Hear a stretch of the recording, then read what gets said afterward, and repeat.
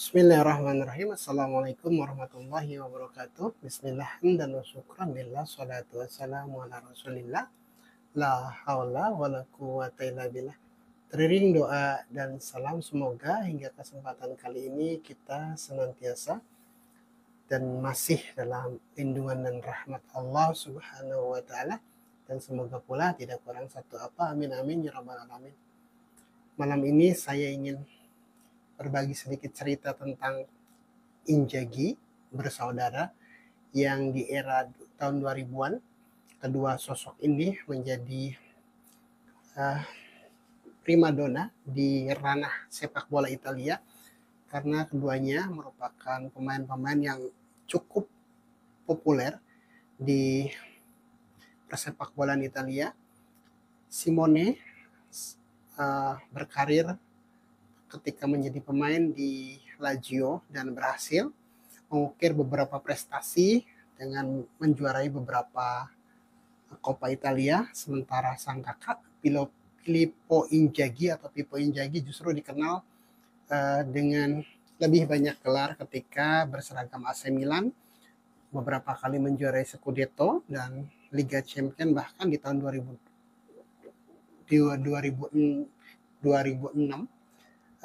Inzaghi dengan tim Italia berhasil menjuarai Piala Dunia. Dua sosok yang cukup identik baik dari nama maupun dari posturnya, namun demikian nasibnya berbeda ketika sekarang keduanya menjadi pelatih. Sang kakak Pippo Inzaghi sekarang menangani Pisa dan berhasil membawa Pisa kembali naik promosi ke strata yang lebih tinggi setelah 34 tahun berkutat di level yang sekarang. Sementara sang adik Simone Inzaghi justru lebih mentereng lagi karena kemarin beberapa hari lalu membawa timnya Inter Milan berhasil menaklukkan Barcelona dengan agregat 7-6, sebuah pertandingan yang luar biasa, sebuah sajian tontonan sepak bola yang sangat menarik karena Barcelona selalu difavoritkan, tapi kali ini harus mengakui keunggulan tim Simone Inzaghi Inter Milan yang secara kualitas individu pemainnya mungkin masih sedikit di bawah Barcelona. Itu sekedar pengantar kedua sosok Inzaghi, karena sebenarnya saya ingin berbicara mengenai nasib. Iya, meskipun keduanya kakak adik, meskipun keduanya sama-sama berkarir di dunia sepak bola, tapi tetap saja nasib keduanya berbeda. Ketika menjadi pemain, Pippo lebih unggul, tapi sekarang ketika menjadi pelatih, justru Simone lebih unggul. Artinya apa? Artinya bahwa setiap kita, bukan hanya Pippo dan Simone Inzaghi, setiap kita pun ditakdirkan memiliki garis kehidupan yang berbeda-beda. Kita dengan adik-adik kita itu memiliki garis yang berbeda-beda. Seperti saya, dari kecil saya selalu didoakan ibu untuk menjadi seorang guru karena kondisi kesehatan saya yang ketika kecil sering sakit-sakitan, sehingga ibu selalu berdoa agar kemudian saya bisa menjadi seorang guru dengan harapan tidak terlalu banyak mengeluarkan tenaga, dengan harapan tidak terlalu banyak menggunakan kekuatan fisik saya untuk mendapatkan penghasilan. Tapi ya tadi, takdir berkata lain, saya tidak jadi guru, tapi justru adik-adik saya yang sekarang ini lebih dari 4 orang yang berkarir sebagai tenaga pendidik. Itu takdir yang kemudian kita tidak bisa mengubahnya, kita tidak bisa kemudian memastikan kita akan jadi apa, tapi yang Allah wajibkan atas kita adalah bagaimana kita berikhtiar, berusaha melakukan kasab sebaik-baiknya. Sebagaimana juga tadi contohnya adalah Pippo dan Simone Inzaghi, kita pun demikian. Kita tidak bisa kemudian menduplikasi 100%, 100%, saya pengen seperti A. Karena kita melihat si A itu kehidupannya enak, kehidupannya nyaman, kehidupannya tenang, kemudian dari sisi kita ketika memandang orang itu seolah-olah semuanya ideal. Tapi sebaliknya mungkin orang yang kita kagumi, mungkin orang yang kita uh, tadi lihat enak, selalu bahagia, selalu tenang, selalu banyak uang itu justru melihat kita yang sebaliknya dari posisi dia justru nyaman. Seperti saya pernah punya teman yang mobilnya 11 rumahnya kayak hotel, kemudian punya perusahaan, uangnya banyak.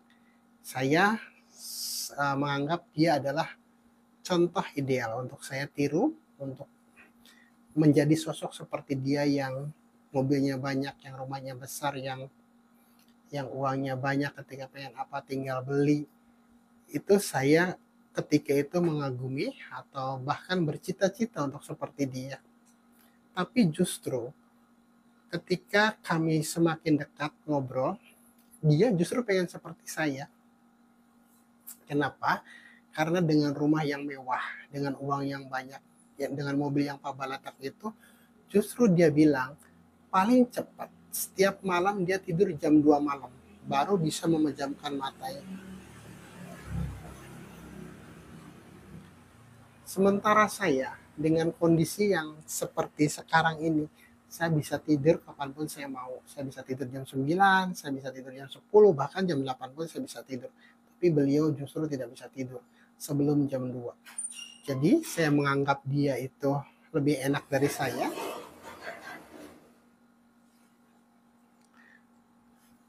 Dia justru beranggapan saya lebih enak dibanding dia karena saya tidak pusing memikirkan banyak hal. Saya bisa tidur, makannya sedapatnya saja, kemudian saya tidak terlalu dibebani dengan berbagai macam pikiran harus mencapai ini, harus seperti itu, harus bagaimana. Saya yang menjalani kehidupan dengan nyaman. Dan itu yang menurut menurut teman saya itu sangat dia inginkan. Dia ingin merasa bebas melakukan apapun, bebas pengen tidur kapanpun tanpa dihantui ketakutan hartanya ada yang ngambil, tanpa ketakutan usahanya ada yang menyaingi. Dia justru menjadikan sosok saya sebagai impiannya, sebagai tujuannya. Jadi kehidupan itu seperti itu, sawang sinawang kata orang Sunda. Jadi kita dalam kehidupan ini seperti melihat pelangi. Ketika kita melihat pelangi, seumur umur pasti kita akan selalu melihat pelangi itu berada di atas orang lain. Pelangi yang indah, yang warnanya sangat indah itu tidak pernah berada tepat di atas kita. Kalau saya di sini di Cikampek, saya sering melihat pelangi itu mungkin kalau dari lihat di sini itu seperti di Kerawang. Tapi kalau kita tanya orang Kerawangnya sendiri, itu mungkin lihatnya di daerah lain akan seperti itu. Kita melihat pegawai negeri itu enak, dapat pensiun, kemudian kerjanya juga sudah nyaman, berseragam, dan lain sebagainya. Tapi pegawai negerinya sering bilang dan mengatakan bahwa pegawai swasta tuh enak karena gajinya gede katanya gitu kan. Kemudian seorang yang pedagang melihat pekerja tuh enak, udah tiap bulan pasti gajinya segitu. Sementara orang pedagang itu kadang-kadang sepi, kadang-kadang rame, kadang-kadang bahkan tidak ada yang beli, jadi penghasilannya tidak tentu. Sebaliknya, seorang pegawai justru melihat pedagang itu lebih enak, lebih nyaman, karena mereka bisa mengatur waktunya. Kalau pengen libur ya libur, kalau pengen jualannya sampai malam ya tinggal dilanjutkan, kalau pengen tutup toko ya tinggal tutup toko. Seperti cerita saya kemarin, ada seorang penjahit yang biasa keliling di komplek kami, itu setengah bulan sebelum lebaran dia sudah pulang kampung, dan sebulan setelah lebaran beliau masih di kampung, uangnya masih cukup dan tidak dikejar-kejar waktu harus masuk kantor tanggal berapa. Kalau kami yang paling lama itu libur pegawai kantor itu sampai tanggal 8 April, tapi beliau setelah tanggal 20 April masih di rumah. Jadi yaitu sawang sinawang. Makanya dengan dengan kondisi tersebut kita diajari untuk tidak kemudian ingin menjadi orang lain. Kita tidak perlu ingin jadi artis kalau memang kita ditakdirkan untuk jadi pegawai. Kita pun tidak harus kemudian pengen jadi guru kalau memang kita ditakdirkan untuk tidak jadi guru. Seorang guru pun tidak harus kemudian pengen jadi karyawan swasta yang katanya gajinya besar dan lain sebagainya. Kita mungkin bisa mencontoh bagaimana orang yang kita lihat lebih baik dari kita itu, bagaimana prosesnya. Tapi hasilnya tidak harus sama.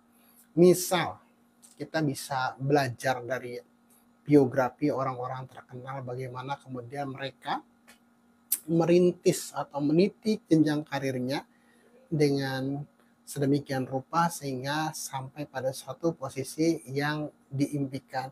Contohnya ada seorang mantan Panglima ABRI, Panglima yang dalam biografinya menyebutkan bahwa sejak usia 6 tahun dia sudah ditinggal orang tuanya, kemudian dari kecil itu selalu pergi ke sekolah dengan berlari, dengan jalan kaki berlari, sementara teman-temannya sudah pakai sepeda dan lain sebagainya. Yang dengan itu kemudian sampai beliau berkarir di militer sehingga menjadi panglima, itu mungkin caranya, semangatnya, kemudian antusiasme, kemudian ketekunan, kemudian dedikasinya bisa kita contoh. Orang yang ingin berkarir di militer mungkin bisa mencontoh cara beliau mendidik dirinya dari kecil hingga kemudian berhasil menjadi panglima. Tapi tidak harus kemudian orang yang mencontoh cara yang dilakukan oleh sang jenderal tersebut jadi jenderal. Tidak mesti. Tidak harus seperti itu. Kemudian ada kita bisa meniru bagaimana seorang pengusaha itu bisa sukses, bisa kemudian berkembang usahanya. Kita bisa meniru caranya, tapi jangan kemudian memporsing diri kita untuk seperti dia di endingnya, pasti akan kecewa. Pun ketika kita pengen belajar agama lah, pengen belajar agama, kita bisa mencontoh guru-guru kita, mencontoh para ulama, para kiai. Tapi hasilnya tidak mesti kita jadi ustadz, tidak mesti kita jadi kiai.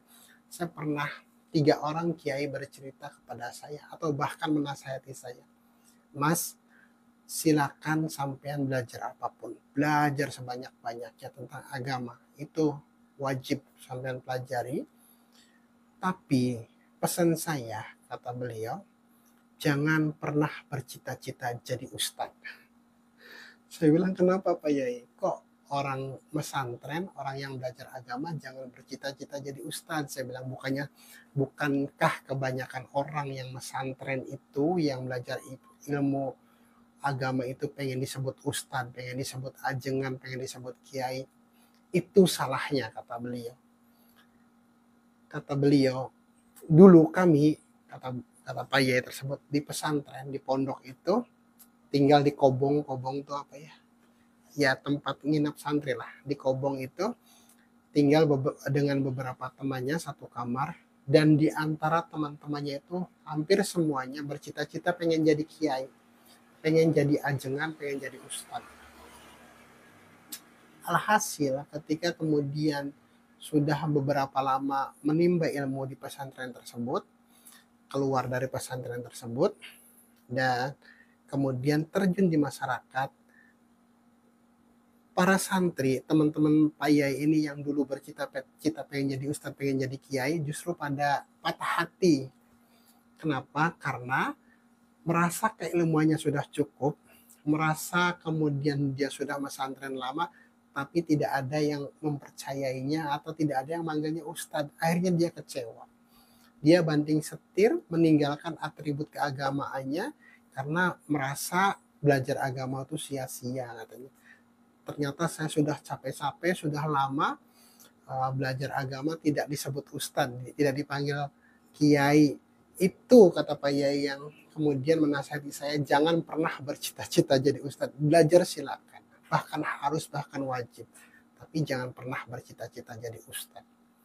Kemudian ada kiai yang kedua ketika sowan, ketika saya silaturahim ke sana, beliau bercerita, saya malu kalau ada yang manggil saya ustadz, kalau ada yang manggil saya ajengan, kalau yang manggil saya kiai. Kenapa? Bukankah Bapak memang layak untuk dipanggil ustadz, dipanggil kiai? Tidak, Mas. Tidak, saya bukan ustadz, saya bukan kiai. Saya pengen orang lain menganggap saya sebagai orang biasa, seperti orang kebanyakan. Jadi kiai itu capek, jadi ustadz itu capek. Kok capek Pak Yai? Iya, jadi ustadz itu kata Pak Yai, pertama setiap 3 langkah harus berhenti. Saya masih belum mengerti apa yang dimaksud pakai, tapi beliau dengan tegas bilang seorang ajengan, seorang kiai, seorang panutan itu harus berhenti dalam setiap 3 langkah. Pertama, ketika melangkah dia harus mengukur langkahnya dengan syariat. Apakah yang dia lakukan benar cara syariat? Kemudian ketika sudah benar, dia melangkah lagi, diukur lagi dengan hakikat, dengan torekatnya benar tidak. Kemudian dengan hakikatnya benar tidak. Jadi capek Mas katanya, capek. Jadi kiai itu. Saya waktu itu hanya tersenyum. Jadi nggak boleh jadi kiai ya Pak. Bukan nggak boleh, tapi jangan bercita-cita jadi ustadz, jangan pernah bercita-cita jadi kiai. Belajar saja agar kamu tidak terbebani dengan keinginan untuk disebut ajengan dan kiai. Kiai ketiga pun seperti itu. Repot Mas jadi kiai. Emang kenapa?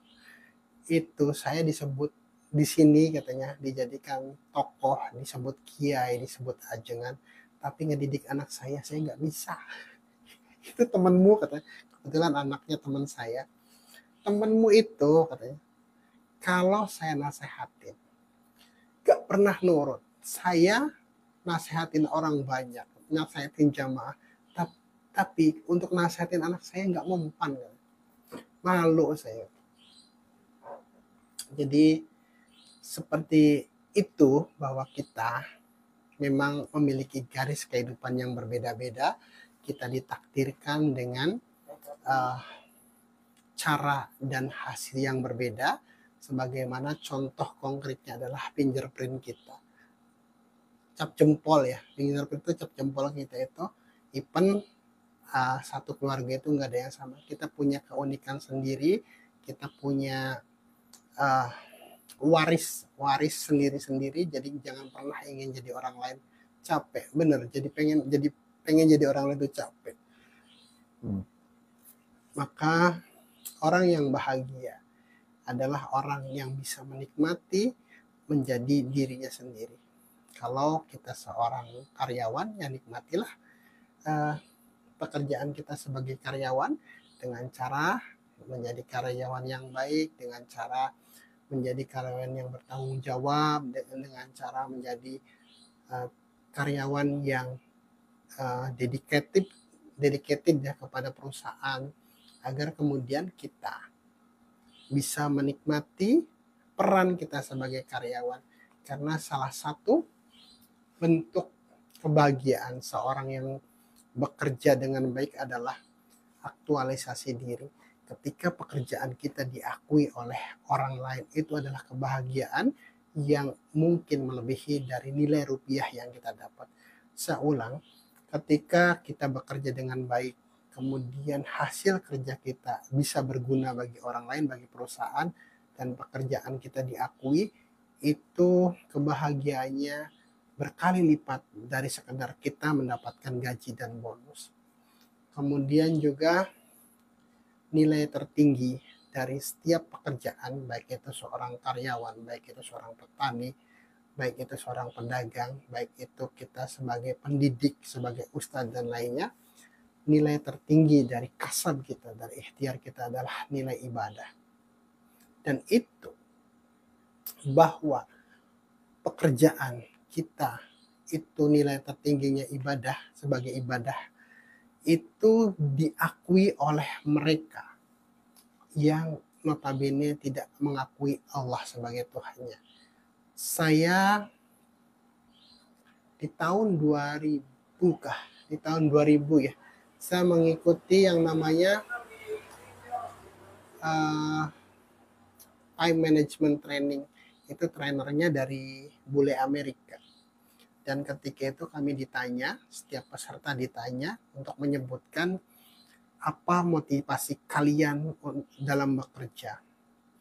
Ada yang mengatakan dengan bekerja kita dapat gaji, dapat bonus, kemudian dapat lemburan, dapat teman, dapat relasi, kemudian juga aktualisasi diri yang tadi, kemudian juga bisa mengembangkan bakat kita, bisa berbagai macam. Tapi dari sedemikian banyak jawaban yang kami sampaikan, si bule tadi, saya lupa namanya siapa ya, si bule tadi mengatakan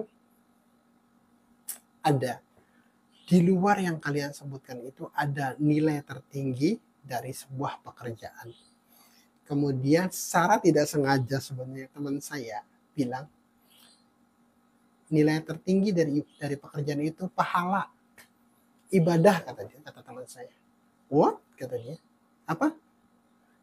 Teman saya mengulangi bahwa pekerjaan tertinggi yang dapat diraih oleh seorang yang melakukan kasab, yang melakukan pekerjaannya dengan baik adalah ibadah. That's it, kata dia.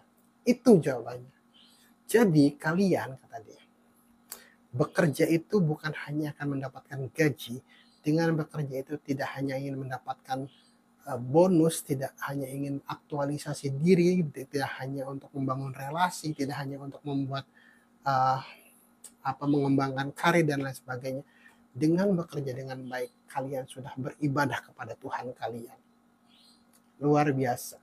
Itu diakui oleh orang yang notabene tidak mengenal atau tidak mengakui Allah sebagai Tuhannya. Apalagi kita yang dengan bangga mengaku sebagai orang yang beriman, yang bertuhankan Allah, yang mestinya lebih yakin, yang mestinya lebih memahami bahwa dengan bekerja itu adalah kita sudah beribadah. Karena dalam bekerja itu ada ungkapan rasa syukur kita bahwa kita sudah ditempatkan di tempat itu. Ungkapan rasa syukur kita bahwa kita sehat sehingga bisa bekerja. Ungkapan rasa syukur kita bahwa ladang rezeki kita sudah dimudahkan oleh Allah. Jadi dengan bekerja dengan baik, dengan dedikasi, dengan penuh tanggung jawab, dengan penuh kesungguhan, itu nilainya ibadah, nilainya pahala. Di luar kemudian apa yang kita dapatkan berupa materi, baik itu gaji maupun bonus. Dan sekali lagi bahwa realitas kehidupan kita itu seperti pelangi, sawang sinawang. Kita melihat orang lain mungkin selalu lebih baik dari kita, tapi sangat dimungkinkan orang lain pun melihat kita enak, melihat kita lebih nyaman dari yang dia jalani. Seperti saya sampai sekarang pun saya mengalami, masih merasakan itu. Saya setiap pagi pergi keluar rumah jam 6:30, pulang jam 7 malam. Itu kata teman saya, kamu mah enak, kerjanya kantoran, kerjanya kantoran, pulang pergi dijemput mobil, gak kepanasan, gajinya gede, kata teman saya. Ya alhamdulillah, saya bilang. Tapi saya melihat dia, lihat teman saya itu, kamu yang enak, saya bilang. Kamu mah kerja, tinggal nyari uang, tinggal pergi ke sungai, beberapa jam kemudian dapat ikannya dijual 100.000, 200.000, selesai, bisa tidur kapanpun kamu mau, gak perlu harus masuk jam 7, harus pulang jam 5, tidak harus, kamu bisa kapan saja nyari ikan. Ya nggak gitu katanya, ya itulah seperti itulah. dia ngelihat saya enak karena saya kerja di kantor, tapi saya justru melihat dia kerjanya enak karena dia bisa mengatur waktunya kapanpun dia mau, kapanpun dia butuh uang dalam tanda kutip, ya tinggal ke sungai, ikannya nggak nanem, tinggal tinggal nyari, tinggal jual, selesai. Nggak perlu mikir kemudian harus ada pertanggungjawaban pekerjaan, harus kemudian ngitung ini, tidak. Itu yang harus kita pahami, bahwa setiap kita mempunyai alur kehidupan masing-masing, mempunyai garis kehidupan masing-masing, yang dengan itu kita tidak harus iri dengan orang-orang lain di sekitar kita. Kalau mau iri nih, kalau mau iri-irian, jangan ke orang lain. Dengan adik kakak sendiri pun kita bisa iri. Kita bisa iri. Ketika ada adik kita yang mungkin mendapatkan kasih sayang lebih menurut kita dari orang tua kita, iri. Kemudian ada yang lihat kakaknya sering diberikan fasilitas oleh orang tuanya, padahal itu kebutuhannya, iri, capek jadi orang iri hati itu, capek. Yakin tidak ada orang yang bahagia dengan iri hati. Saya ulang, sejarah tidak pernah mencatat ada orang yang kehidupannya bahagia dengan cara iri hati kepada orang lain, dengki ke orang lain. Bayangkan kalau kita memiliki sifat itu, ada tetangga beli mobil, kita yang meriang. Ada tetangga yang kemudian beli rumah baru, kita yang keringetan. Ada tetangga yang kemudian beli gelang kalung, kita yang jantungan. Emang enak hidup kayak gitu?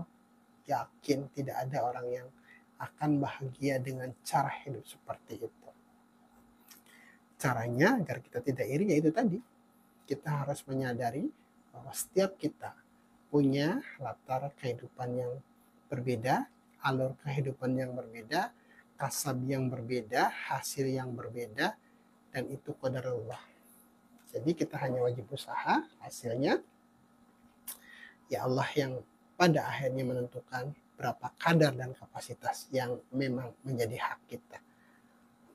Itu jadi dari Pelangi kita bisa belajar untuk bisa mawas diri, untuk tidak kemudian ikut-ikutan, untuk meniru dan memaksa diri kita untuk seperti orang lain. Tidak capek. Zaman SMP dulu itu lagi musim film Lupus yang ada kuncirnya rambutnya, dan kami ketika itu banyak yang meniru rambutnya dipotong pendek tapi ada kuncirnya. Dan apa yang terjadi, setiap hari anak-anak yang pakai kuncir itu selalu takut ketahuan oleh guru. Jadi setiap mau masuk kelas selalu berusaha ngumpetin kuncirnya. Hal kecil itu aja sudah membuat takut kalau kita ingin meniru orang lain.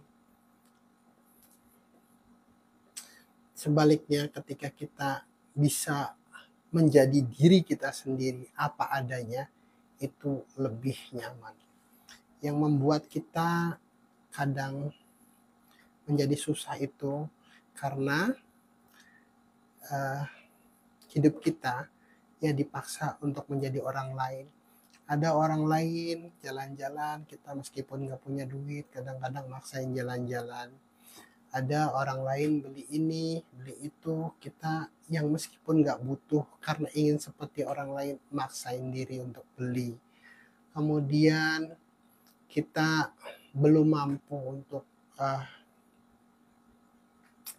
membiayai atau memiliki yang kita inginkan, ngutang, kita maksa-maksa ngutang sampai kemudian terbelit hutang, yang akhirnya dikejar hutang sampai kemudian hidupnya jadi tidak nyaman.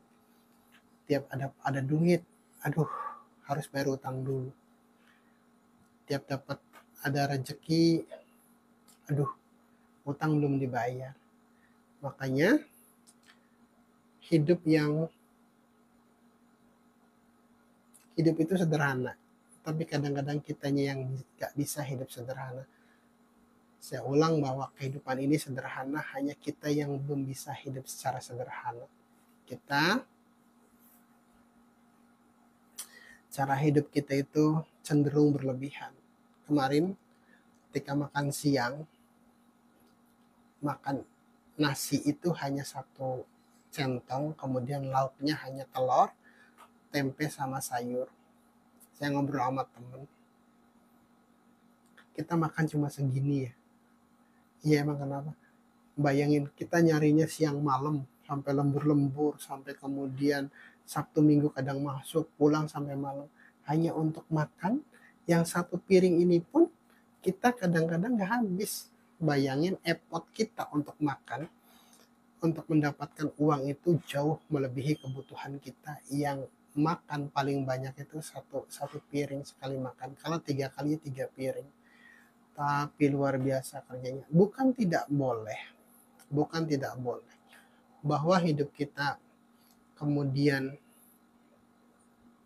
ingin memiliki sesuatu, ya memang itu fitrah kita, ingin punya mobil, ingin punya rumah bagus, ingin punya uang banyak, ingin kemudian bisa jalan-jalan, itu memang fitrah kita. Sebagian fitrah kita adalah memiliki keinginan-keinginan itu, yang harus kita kemudian jaga adalah bagaimana keinginan-keinginan itu tetap berada pada koridor, pada rel, pada alur yang seharusnya. Yang salah adalah ketika gaya hidup kita melebihi kemampuan kita. Ada sebuah ungkapan bijak yang mengatakan orang kaya adalah orang yang kebutuhannya lebih sedikit daripada penghasilannya. Sementara orang miskin adalah orang yang kebutuhannya lebih banyak daripada penghasilannya. Jadi misalkan kita gaji 10 juta, tapi kebutuhan kita 12 juta. Itu orang miskin kategorinya. Karena kebutuhannya 12 juta sementara penghasilannya itu hanya 10 juta. Jadi tiap bulan harus defisit terus. Itu kategori orang miskin.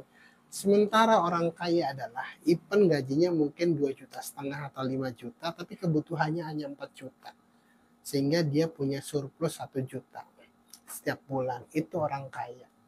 Nah, kita bisa menjadi orang kaya itu dengan cara tadi, bagaimana kita menata, mengatur, mengelola kebutuhan kita agar kemudian kebutuhan kita tidak seperti pasak lebih besar daripada tiang. Kalau memang kebutuhan penghasilan kita 5 juta, ya jangan punya cicilan yang 11 juta per bulan. Kalau penghasilan kita 5 juta, ya jangan ngambil mobil yang kemudian cicilannya 8 juta per bulan. Pasti akan membuat kita tidak nyaman hidupnya. Meskipun mungkin kita dilihat orang lain mobilnya baru, mobilnya bagus, mobilnya mewah, tapi di dalam diri kita sendiri selalu merasa pusing, selalu merasa kekurangan, selalu ketar-ketir karena setiap gajian hanya cukup untuk nyicil. Ya kalau kemudian kita baru mampunya beli motor, ya boleh motor dulu. Kalaupun beli mobil, pengen beli mobil, ya sesuaikan dengan kemampuan kita agar ya kita secara step by step bisa menata keinginan kita itu untuk sesuai dengan kapasitas kita, dengan kemampuan kita. Jadi itu sekali lagi bahwa kehidupan yang sederhana ini itu jangan kemudian justru kitanya yang tidak bisa hidup secara sederhana. Sederhana itu bukan berarti miskin ya, bukan yang penting hidup sajalah apa adanya, tidak. Sederhana, juhud itu bukan berarti kita nggak boleh punya duit, nggak boleh punya uang, nggak boleh punya materi, tidak. Materi itu kita butuh materi, kita butuh uang, kita butuh kemudian kendaraan, kita butuh rumah yang layak. Hanya caranya bagaimana kita cara mendapatkannya, dan bagaimana cara kita membelanjakannya serta bagaimana kita menjalani kehidupan, itulah yang membuat kita bisa lebih nyaman terlepas dari berapapun harta yang kita miliki. Ketika kita bisa tampil dengan kapasitas diri kita dengan yang sebenarnya tanpa kemudian melebih-lebihkan hanya karena ingin disebut orang kaya, karena hanya ingin disebut orang berada, karena gengsi, karena kemudian ingin prestise. Itu orang lain mah mungkin senang lihat kita seperti itu, tapi kitanya yang gelap gulita, seperti mercusuar yang kelihatan dari jauh itu terang benderang, padahal di bawahnya itu gelap gulita. Mercusuar yang tinggi di pinggir laut itu akan terlihat oleh kapal-kapal dari tengah laut itu sangat terang, karena itu sebagai panduan kapal laut untuk bisa bersandar ke pelabuhan. Tapi di bawahnya jauh lebih gelap daripada sinar yang dipancarkan ke arah laut. Nah, kita jangan seperti itu, jangan ingin disebut orang kaya, jangan hanya karena ingin tampil beda, karena ingin disebut orang yang terhormat, ingin disebut kemudian orang yang linuwih, ingin disebut orang yang kaya, tapi kemudian kita lupa dengan kapasitas kita, yang merasakan capek, yang merasakan repot, yang merasakan sakit itu kita sendiri. Orang lain mah ya masa bodoh amat dengan kondisi kita. Kalau kemudian kita jungkir balik karena ingin menutupi gaya hidup kita, ya mereka mah masa bodoh. Apa urusannya dengan mereka? Mereka paling, iya itu kan kerjaan lo, itu kan akibat gaya hidup lo gitu doang. Makanya jangan pernah paksakan untuk menjadi orang lain pun dalam kehidupan beragama kita. Gak perlu kita pengen disebut ustadz, tadi saya sudah sampaikan. Gak perlu kita pengen disebut ajengan, disebut kiai. Iya, belajar agama itu bukan untuk minteri orang lain, bukan ingin disebut ajengan, bukan ingin disebut kiai. Belajar agama itu sejatinya untuk bagaimana kita memperbaiki akhlak kita sendiri, yang itu merupakan kebutuhan dasar kita. Jadi belajar agama itu bukan kemudian setelah bisa kita ngajarin burung bagaimana caranya terbang, bukan untuk ngajarin bagaimana caranya ikan berenang. Tidak. Ada banyak orang yang mungkin jauh lebih pandai dari kita. Jadi tujuan utama kita belajar agama adalah bagaimana menata diri kita, menata hati kita, menata kehidupan kita, agar kemudian bisa melahirkan akhlakul karimah. Tentu untuk bisa memanen buah yang bagus berupa akhlakul karimah itu juga kita harus punya bahan yang bagus, punya bibit yang bagus, kemudian dirawat dengan sungguh-sungguh, dipelihara dengan sungguh-sungguh. Insya Allah yang namanya buah mah sebuah keniscayaan.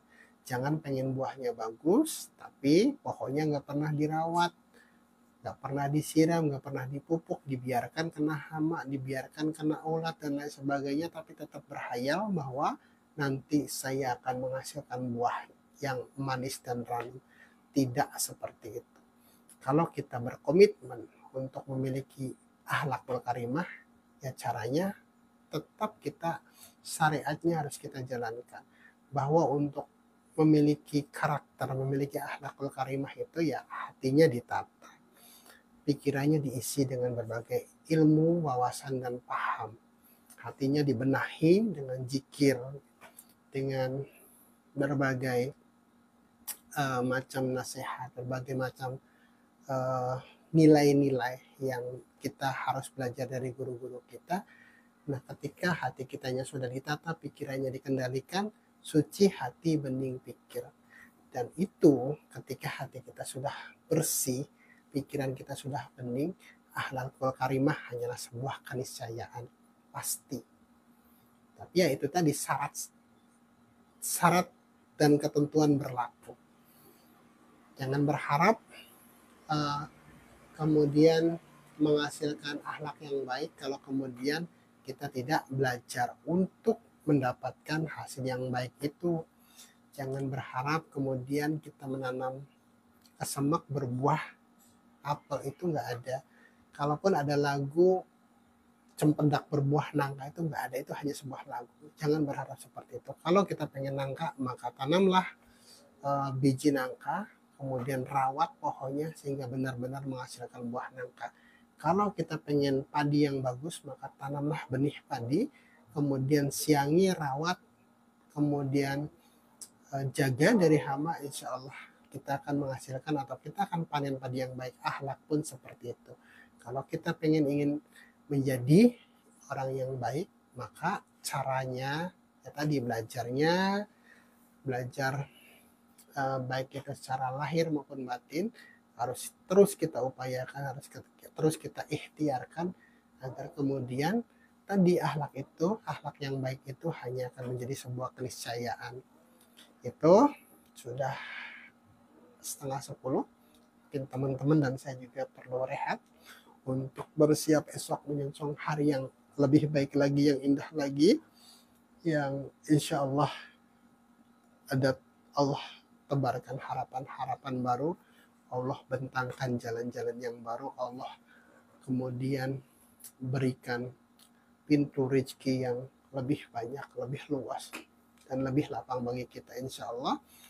Akhirul kalam, billahi taufiq wal hidayah. Assalamualaikum warahmatullahi wabarakatuh.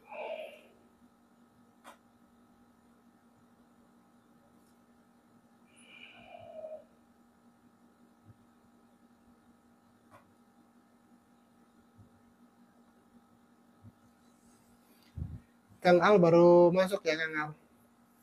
Izin rehat dulu ya. Terima kasih. Assalamualaikum warahmatullahi wabarakatuh.